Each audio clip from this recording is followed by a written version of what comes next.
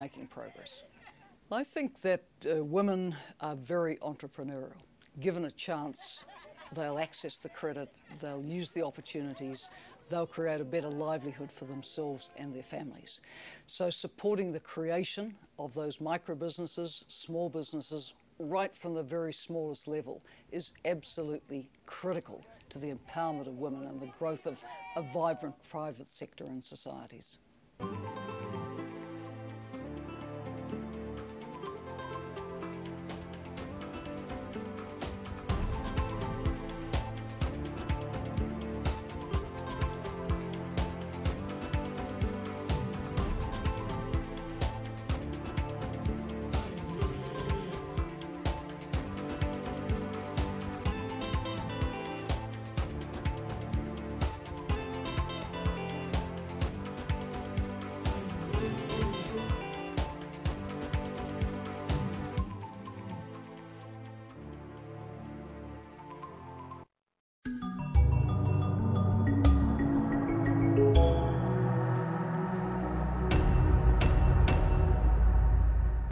Companies operating in Africa engage with the environment and communities in a range of different ways. Interventions span from philanthropy and CSI to corporate social responsibility and creating shared value.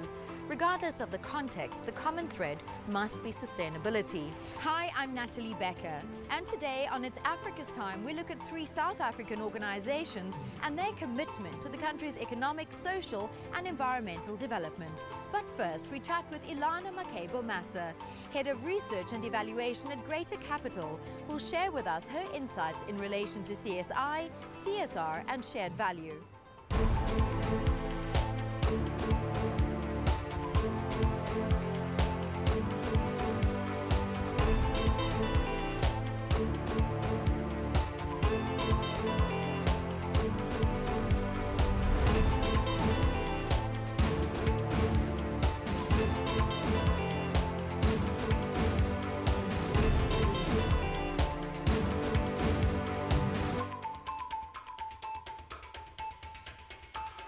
Greater Capital is a social investment consultancy. We provide advice that helps corporates develop and contribute to socio-economic development in the country.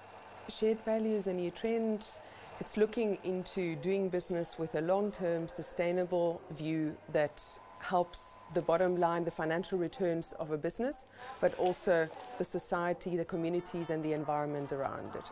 Each company needs to find a shared value strategy that really works for them. Each strategy needs to look into at least 3 key components. One of them is understanding who their stakeholders are. So who are the people that have an impact on the business, and who are the people that the business is actually impacting.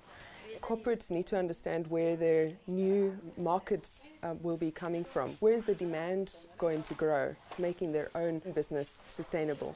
The third key element is to understand how stable is their supply chain, and if not, their responsibility and be to grow that supply chain for themselves.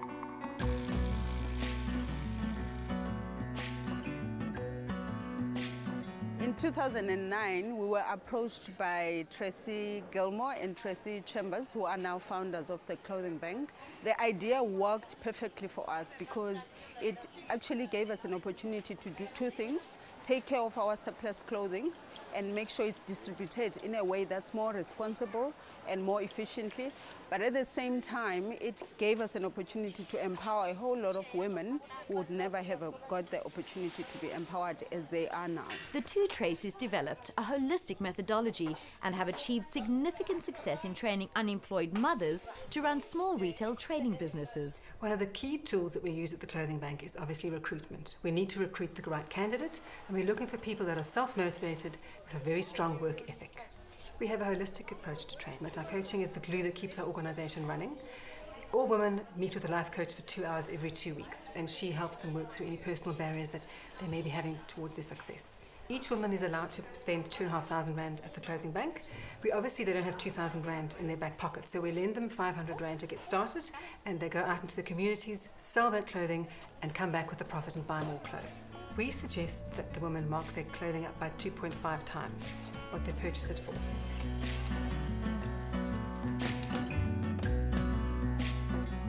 One of the key indicators of success and sustainability for the Clothing Bank program is the fact that the women who get to participate come up with a qualification that they wouldn't have.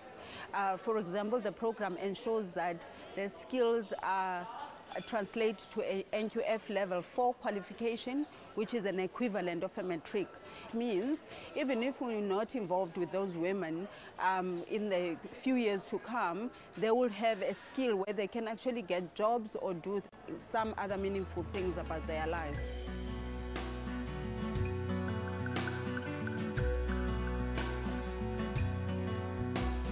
Zaliswa, how do you market your clothing? I market my clothes at home. Then sometimes I took my bag and knock to the community doors and sell my clothes. Zaliswa sells men's, women's and children's clothing, as well as linen and accessories.